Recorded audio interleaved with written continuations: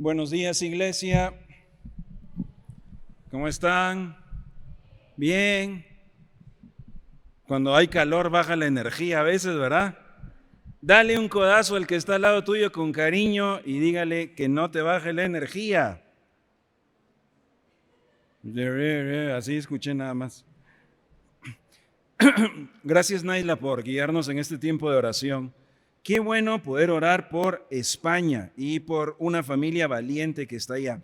¿Saben que el apóstol Pablo quería ir a predicar a España?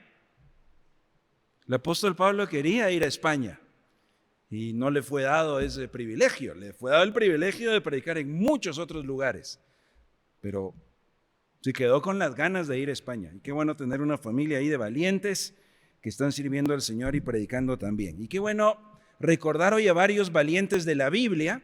Y yo me puse a pensar, ¿qué historia van a escribir nuestros valientitos? Dijo Naisla, ¿verdad? Ellos pequeños valientes, y gracias a Dios por el equipo que los guía.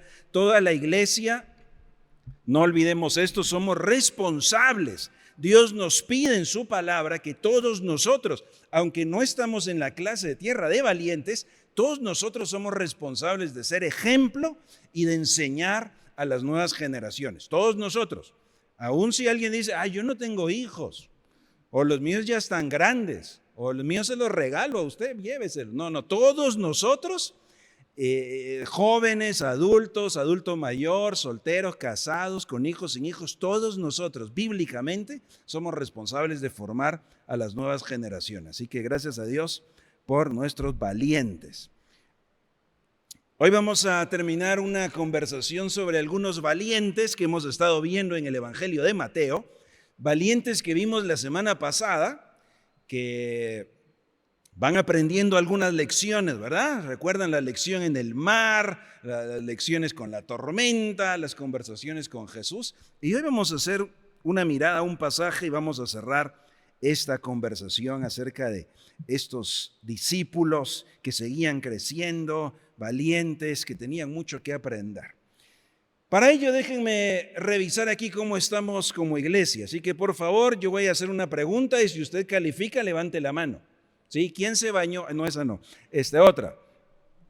¿Quién ha formado parte actualmente o en la historia de la iglesia de algún equipo ministerial? Si usted ha formado parte de algún equipo de ministerio actualmente o anteriormente, ya sea en la alabanza, usted ha estado con niños, levante la mano, pero por favor levántela bien, no importa si no se echó desodorante, levántela bien, no hay problema. Janine se ríe. Muy bien, vamos a revisar aquí, muy bien, excelente, puede bajarla. A ver, ¿quién ha formado parte de algún equipo ministerial fuera de la iglesia? O sea, aparte de aquí el mensaje de vida, en otro ministerio, otra organización, ¿quién está involucrado? Levante su mano, por favor. Muy bien, levántela bien para que los veamos. Algunos hacen así. No les voy a preguntar en cuál ni cómo les fue, no se preocupen. Vamos a ver. Muy bien. Ya vieron, varios levantan la mano, ¿verdad? Ahí ahorita van identificando. A ver, ¿quién ha sido parte de alguna clase? O sea, recibió una clase o algún curso que se ha impartido en la iglesia. Actualmente o años atrás, que se ha impartido en la iglesia, alguna clase, algún curso, un material. Ok, varios, muy bien, súper. ¿Quién ha sido parte o ha tomado algún curso, algún programa de algún instituto o algún seminario, universidad, hablando de ministerio y de Biblia, fuera de la iglesia? ¿Quién ha tomado algún curso o algo así? Muy bien. Algunos dicen, no me acuerdo, pero bien, ahí vamos, muy bien. Tengo un par de preguntas más. ¿Quién ha participado o ha ido en algún proyecto de servicio o algún proyecto misionero que la iglesia, el mensaje de vida ha organizado? Ok, muy bien. No se preocupe si usted levanta en todo, o sea, es buena noticia, no pasa nada. ¿Y quién ha ido en algún proyecto misionero que ha organizado alguien más que no ha sido la iglesia, alguna otra institución, organización, ministerio, agencia? Algunos incluso acá han sido capacitadores o han sido líderes o directivos de proyectos como eso, ¿verdad? Así que varios de ustedes levantaron la mano. Muy bien. Los que no levantaron en nada. ¿Qué pasó? ¿Dónde han estado? Yo creo que todos levantamos en más de algo. Bueno, eso quiere decir que hemos estado involucrados en hacer cosas por el Señor en diferente escala o diferente magnitud. Y eso quiere decir que el recordatorio que vamos a ver hoy en realidad nos involucra a todos, pero con mucho más razón nos involucra para tener la confianza correcta en Dios, querida iglesia, y que sirvamos al Señor como Él merece y exige. Todos aquí somos siervos de Dios, ¿cierto? Algunos no se la creen todavía. A ver, ¿quiénes de acá son siervos de Dios? Muy bien. ¿Quiénes de acá son misioneros? Muy bien, porque todos tenemos una misión que cumplir, la misión de Dios. Muy bien. ¿Quiénes son evangelizadores? Muy bien. Adoradores, discípulos y testigos. Muy bien. Puede estar levantando las manos si quieren el día de hoy, no hay problema. Vamos a ver un pasaje breve, muy corto, pero hermanos, que el Señor nos hable y que el Señor desafíe nuestro corazón. Vamos a terminar hoy de ver una quinta mención que hay en Mateo, donde Jesús llama a los discípulos hombres ¿de qué? De poca fe. ¡Qué lección tan dura! Pero vamos a ir a Mateo capítulo 17. Iglesia, yo deseo que nosotros seamos conocidos como hombres de toda fe, ¿sí? Que confiemos completamente en el Señor, que podamos confiar plenamente en que lo que Él nos pida hacer, vamos y lo hacemos. Que podamos confiar en lo que Él nos llama a hacer y a hacer. ¿Se escucha bien por ahí atrás? ¿Sí? Que hoy no me funciona bien aquí el aparato. No este, sino este. Así que déjenme tomar un poco de agua.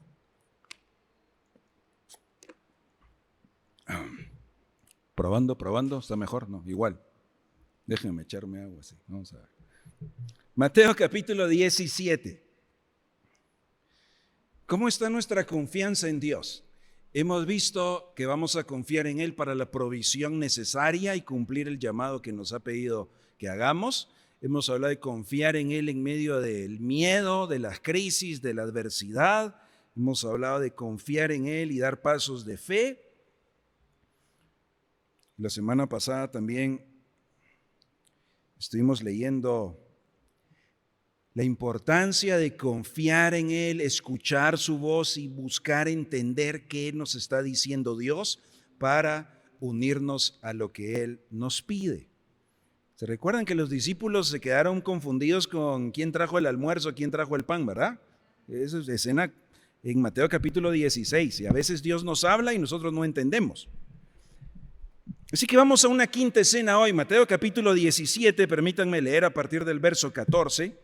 Vamos a leer hoy en versión Reina Valera 60. Anoten, por favor, quienes toman nota, por favor anoten Marcos capítulo 9. De hecho, a partir del versículo 14 van a encontrar el pasaje paralelo. Y ya hemos dicho otras veces que posiblemente Marcos esté registrando la historia contada por Pedro. Así que van a ver otros diálogos que están ahí en Marcos. Mateo capítulo 17, versículo 14.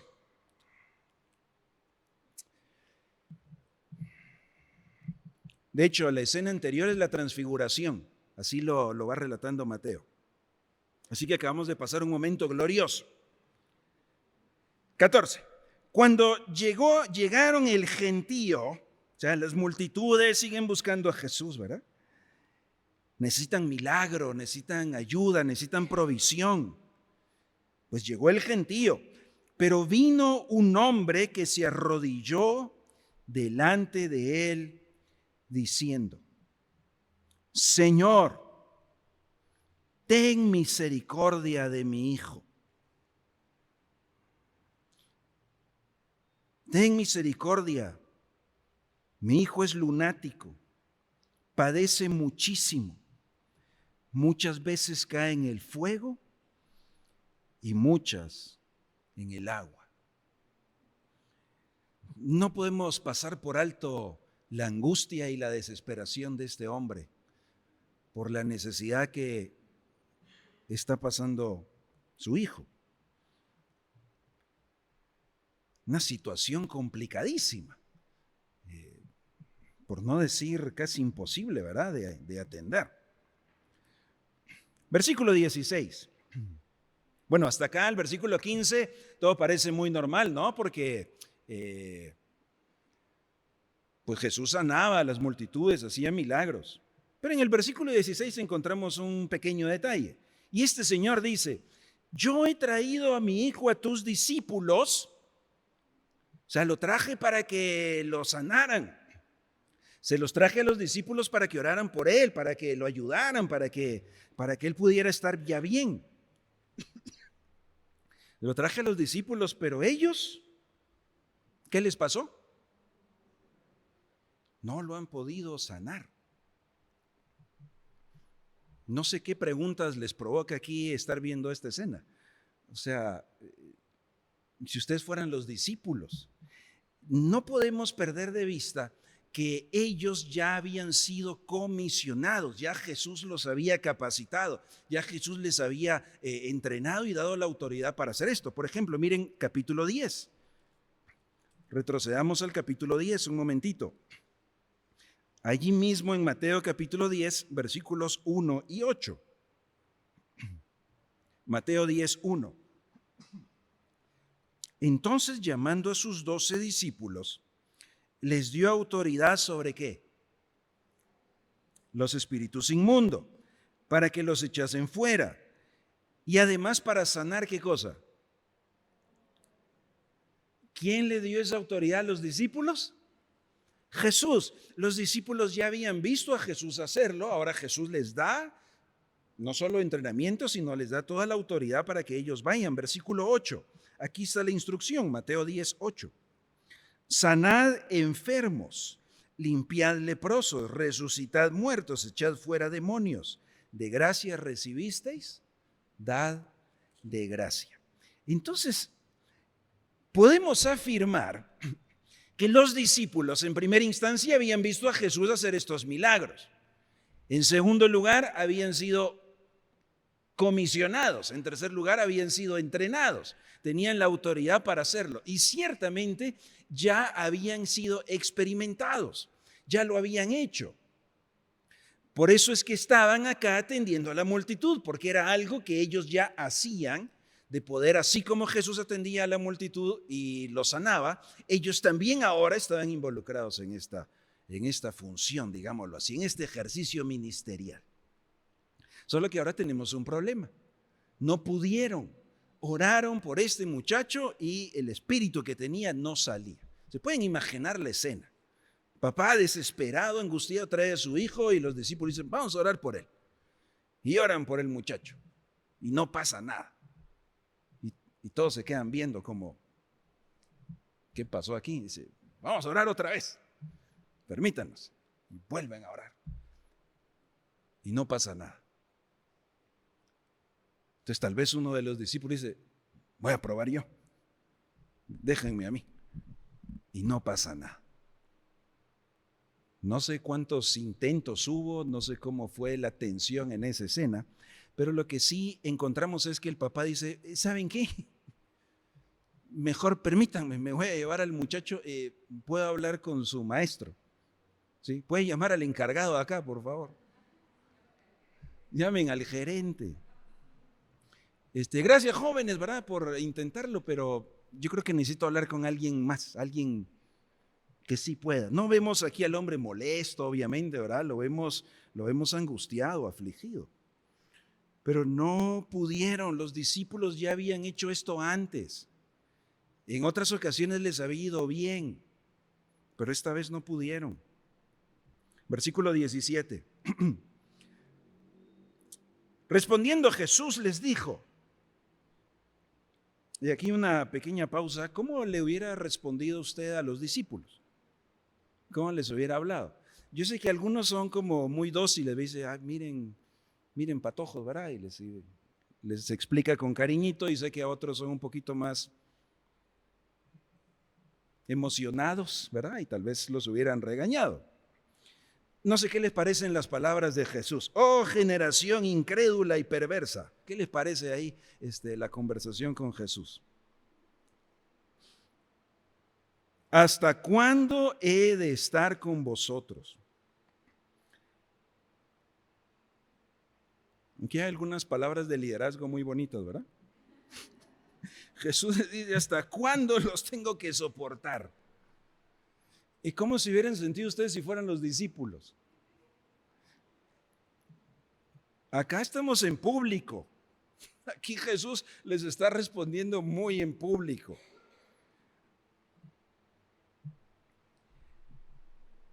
¿Por qué dijo Jesús, hasta cuándo tengo que estar acá con ustedes? Fíjense que aquí en Mateo hay un giro muy importante. En el capítulo 16 hay una frase que Mateo utiliza muy estratégicamente en toda su narración y aparece en el capítulo 16, versículo 21. Dice, desde entonces comenzó Jesús a declarar a sus discípulos que le era necesario ir a Jerusalén y padecer de los ancianos. En Mateo capítulo 16, después de la confesión de Pedro, antes de la transfiguración, Jesús les anuncia que ya empieza una temporada muy particular. Toda la etapa de preparación, toda la etapa de formación, toda la etapa de capacitación, ahora va a cobrar un giro. Desde este momento, dice Jesús, empiezo a explicarles que ahora viene la etapa final. Ahora viene la etapa donde sí habrá sufrimiento y habrá persecución. En otras palabras, Jesús está diciendo, señores, estamos llegando al final de esta formación porque luego les tocará a ustedes. Estoy a punto de completar la misión que tengo que completar acá.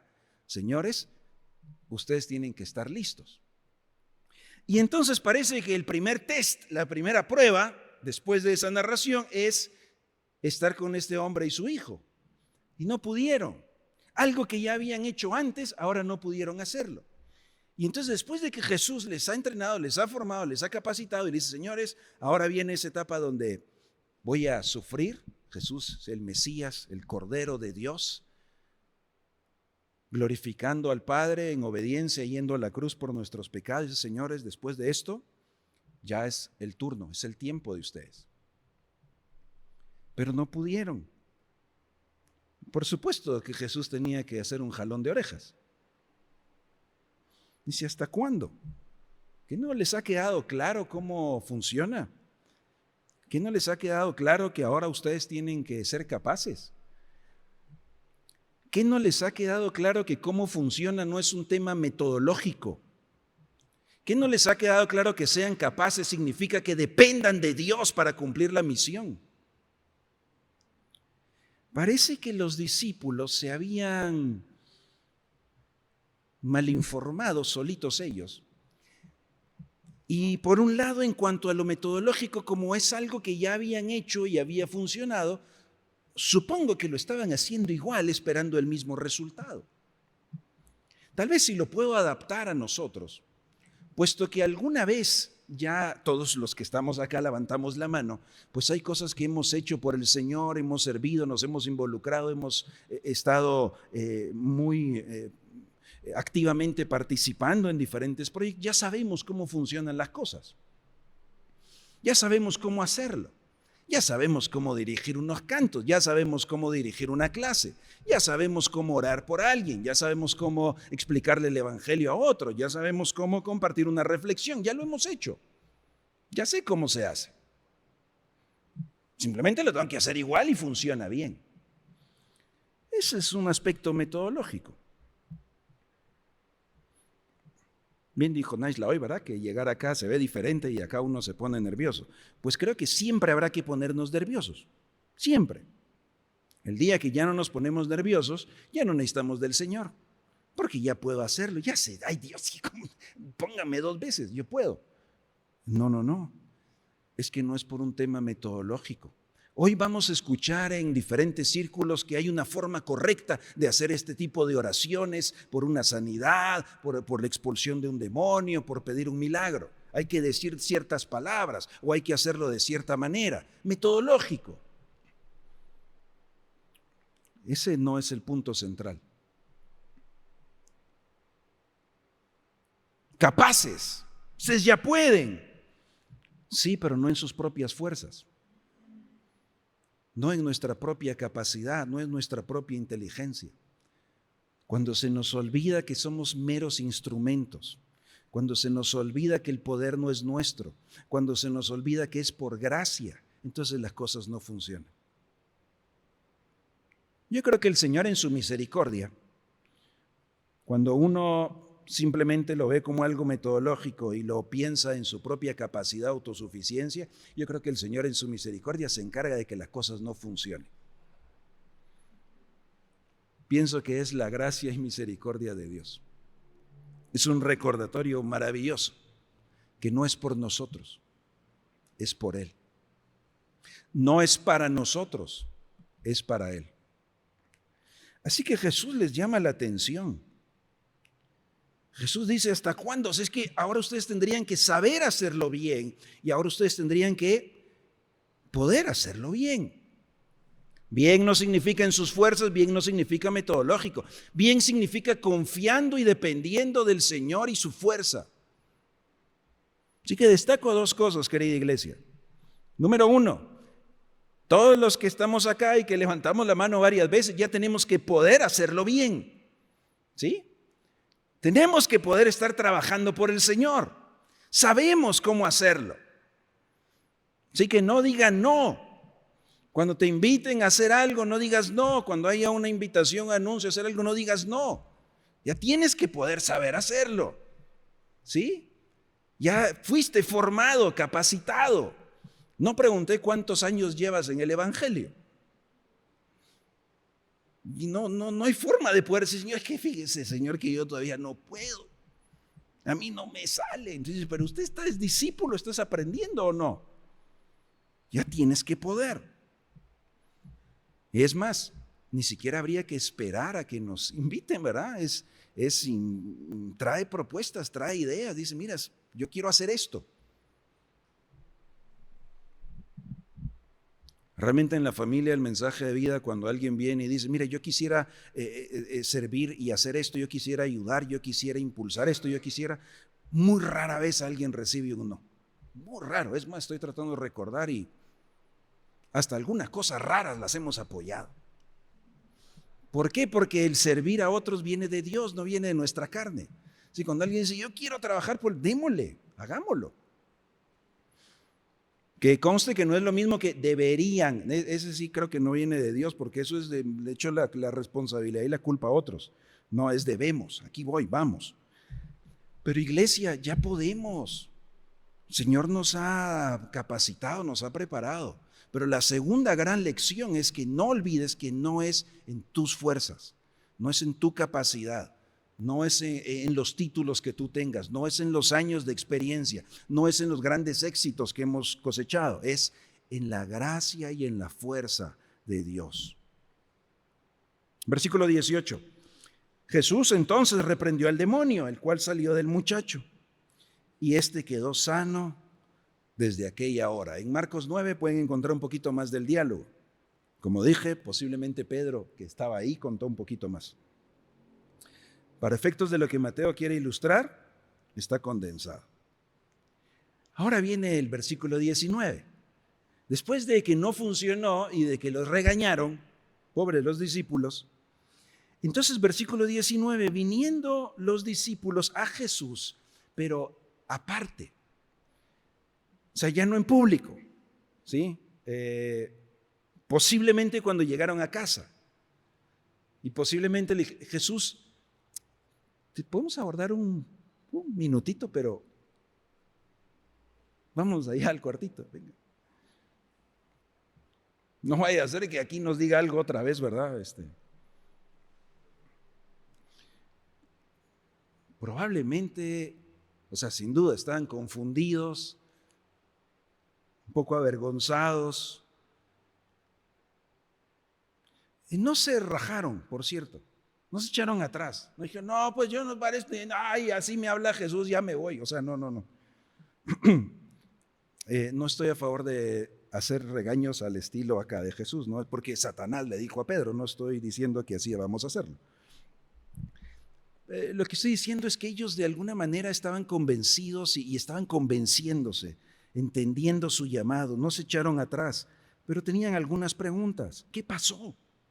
Vinieron los discípulos y aparte, es una conversación privada y dijeron, ¿por qué nosotros no pudimos echarlo fuera? Ya lo hemos hecho, ya te hemos visto, lo hicimos igual, pero no funcionó. ¿Y por qué a ti sí te funcionó? O sea, y dijimos lo mismo que tú dijiste, pero a nosotros no nos funcionó y a ti sí, nos ha funcionado antes, esta vez no. ¿Qué pasó? Versículo 20. Jesús les dijo, por ¿vuestra poca qué? Versículo 20. Por vuestra poca fe. Nuevamente es la frase de hombres de poca fe, porque tuvieron poca fe. Ya hemos hablado que la confianza es o la tienes toda o no tienes nada. Poca fe se refiere a no haber confiado. La fe no tiene que ver con hacer una oración que grite más o una oración en más silencio, eso es metodológico. La confianza en Dios no se mide por el volumen de la oración, si es alto o bajo. Más fe si es en privado, más fe si es extrovertido, no es por eso. La fe no se mide por sentir un más músculo espiritual. ¿En qué no estaban confiando? Es por vuestra poca fe, porque de cierto les digo, les garantizo, que si tuvieren fe, o sea, la fe, la confianza, ¿está o no está? Aun si fuera como un granito pequeño, chiquito, de mostaza, está presente la confianza. No es por volumen, no es por porcentaje, es confianza total. Fíjense que si ustedes confiaran en Dios, les dice, si ustedes confiaran en el poder de Dios, y el Señor hace una descripción aquí maravillosa. Miren, voy a decirles algo imposible. Ustedes hasta si realmente confiaran en el Señor, supieran de lo que el Señor es capaz de hacer, lo dejaran a Él obrar, entonces ustedes dirían, monte, pásate de aquí a allá y se pasará. Nada les sería imposible, pero no por los discípulos y su capacidad, por el poder y la capacidad de Dios. Vale la pena aclarar acá que este pasaje no está diciendo que cada vez que yo quiero creer en algo, así será. No es el punto de Jesús.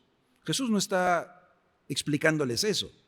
Jesús está explicando, el Dios suyo tiene todo el poder para hacer algo incluso humanamente imposible, como decirle a una montaña, te vas de acá para acá, imposible para el ser humano, pero para Dios eso no sería ningún problema.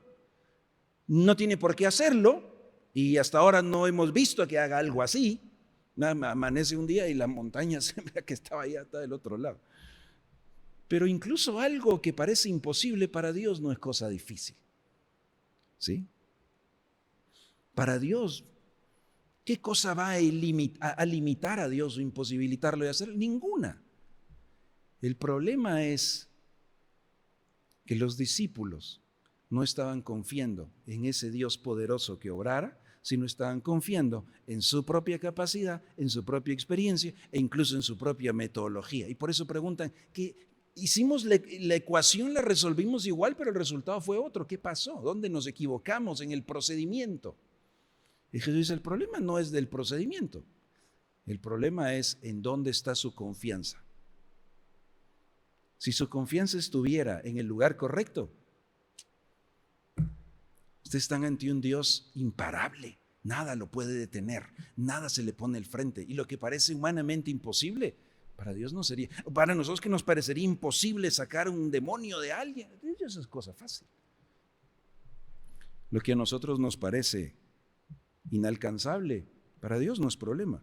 No aquí hay ninguna promesa de que Dios tenga que hacer las cosas como nosotros lo desearíamos.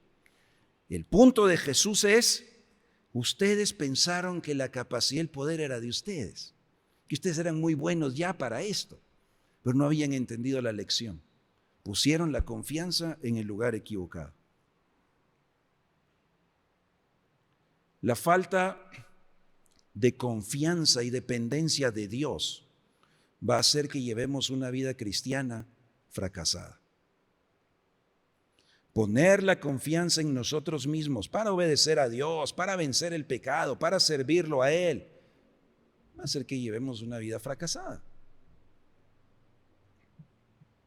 Sin embargo, la confianza en el Señor nos haría estar atentos, estar a la expectativa de cómo esas cosas que nosotros somos incapaces de hacer o de resolver, Dios puede obrar milagrosamente para su gloria y sus propósitos, no los nuestros. Por eso, queridos hermanos, no se vale y no se puede decir es que yo no sé evangelizar, es que yo no puedo. Eso es lo mismo que ser hombres de poca fe. Porque Jesús envió a su Espíritu y hemos recibido poder para ser testigos. Si estoy confiando en algo meramente metodológico, es que yo no sé cómo empezarla, qué le pregunto, qué le doy, ni siquiera tengo un tratado. Es que si tuviera una camiseta evangelística, no es un tema metodológico, es un tema en dónde está tu confianza. Ay, es que a mí se me olvidan los versículos. Cuando es un tema metodológico, es un tema de confianza, en realidad es un tema de excusa, somos hombres y mujeres de poca fe. Si realmente confiáramos y le creyéramos al Dios que envió a su Espíritu y nos dio poder, ¿cómo nos comportaríamos?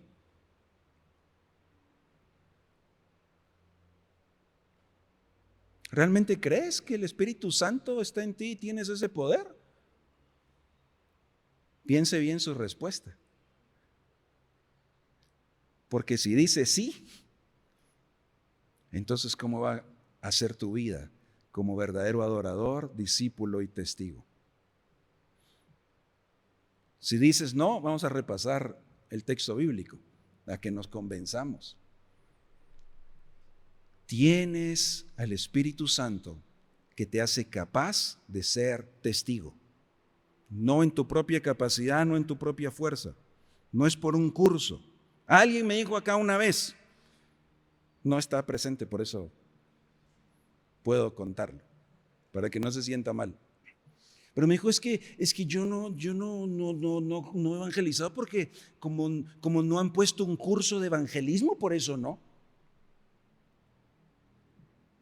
Ajá. Número uno, es culpa mía entonces.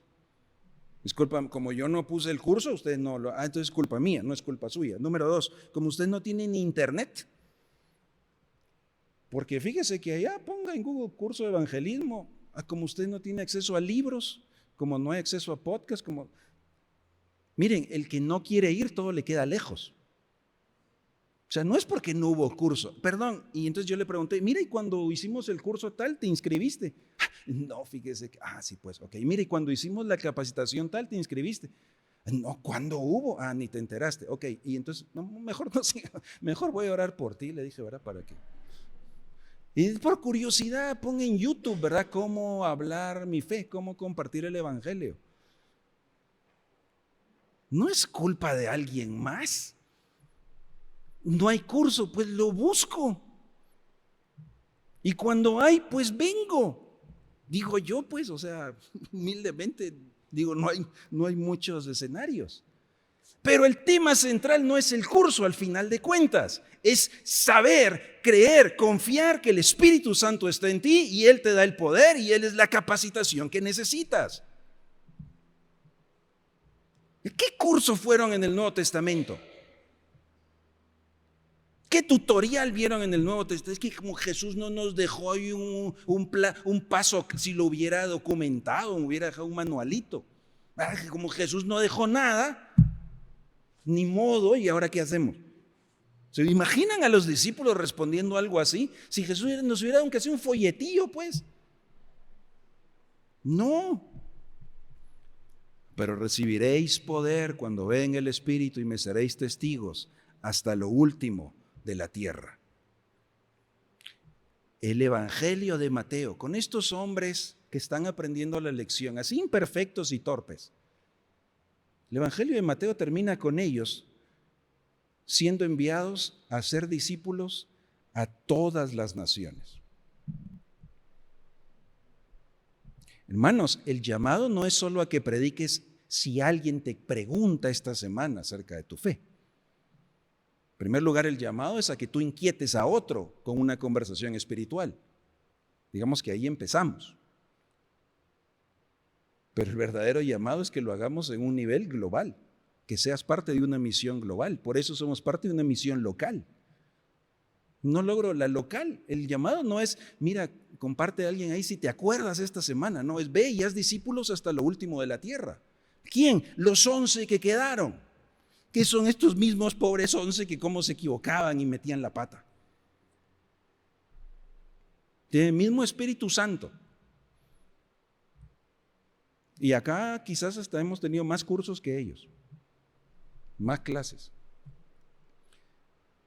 Iglesia, confiemos en el Señor, cumplamos la misión, seamos esos hombres valientes y mujeres valientes. Ve y predícale a alguien.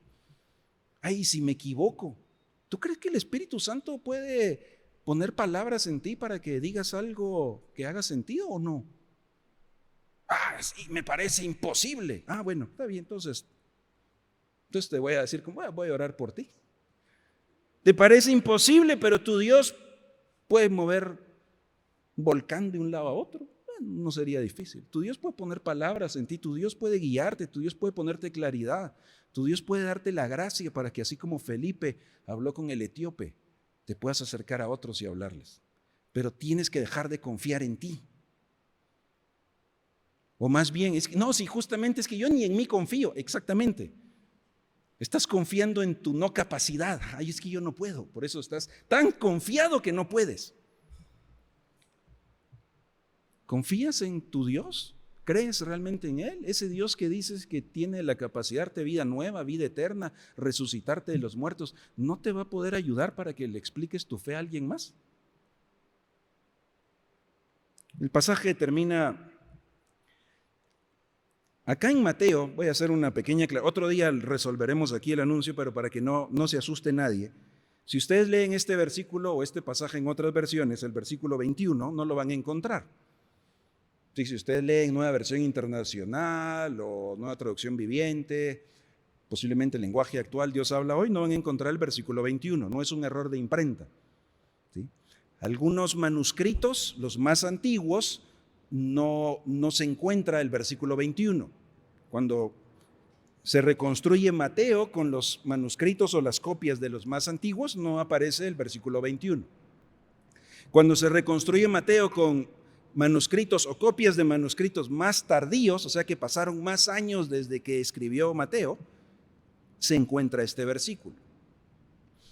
Alguien alteró la Biblia. No es eso, no pasa eso. Puede ser. En Marcos sí encontrarán esta mención. Esto no sale sino con oración. En Marcos aparece la oración. Puede ser que los creyentes cuando estaban copiando Mateo, esta parte, dice, mira, pero en Marcos habla de la oración, acá debería decir también la oración, y lo anotaban. Algunos al margen, algunos como parte del texto, como para estandarizar la narración. La otra aclaración que voy a hacer es que la mención del ayuno en este pasaje no figura en algunos manuscritos. Entonces, ¿qué? No hay que ayunar para nada, es más, deberíamos de ayunar, pero a la luz de otros pasajes, ¿sí? En este, posiblemente, cuando Jesús lo menciona, Mateo lo copia, Marcos lo escribe, no hay una mención del ayuno. No quiere decir que no hay que ayunar, hay otros textos por otros pasajes de la Biblia donde vemos acerca del ayuno. Pero puede ser que alguien dice, pero es que la oración siempre va con el ayuno, como lo hemos visto en otros textos. Y puede ser que al margen lo anotó y luego al copiar de las copias, esto se fue incorporando. ¿Qué significa? Una cosa nada más, que cuando usted lee otras versiones no se asuste. ¿Verdad? Aquí no pasa nada, ya más o menos te expliqué brevemente, y así te va a pasar con algunos pasajes del Nuevo Testamento. ¿Sí? Hay frases o versos que no vas a encontrar. Pero no es que alguien los quitó, ¿verdad? O que alguien le quitó cosas a la Biblia y le caerá una maldición, ¿no? Ya hemos platicado de la historia de los manuscritos, pero justamente acá lo vamos a encontrar. Entonces, volviendo al punto central, ¿qué vas a hacer? ¿Qué vamos a hacer? ¿Qué clase de discípulos vamos a ser? Iglesia, que seamos discípulos valientes no por nosotros, valientes en el valor, en la fuerza, en la capacidad de Dios, obedientes hasta el final, confiando en que Él puede y quiere usar tu vida para que prediques el Evangelio, para que traigas alivio en un mundo de necesidad, en un mundo fragmentado, para que hables las buenas noticias y también hagas actos de misericordia.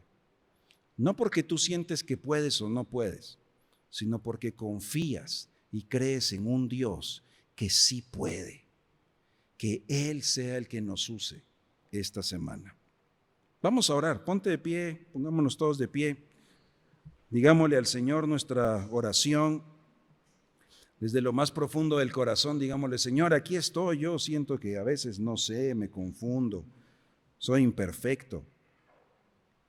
Señor, pero quiero que puedas usarme. Reconozco que tú eres mi Dios. Úsame, Señor. Dame la valentía de los personajes que vimos hoy. Dame esa confianza y esa dependencia de ti.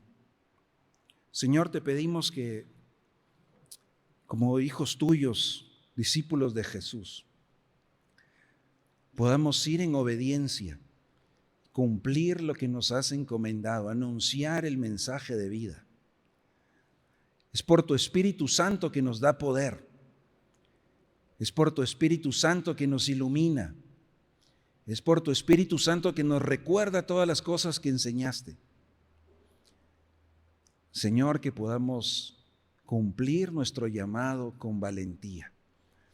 Así como estos discípulos hablaron con denuedo, sin miedo. Señor, danos esa gracia para hacerlo esta semana también. Que seamos verdaderos discípulos y adoradores y testigos. Amén.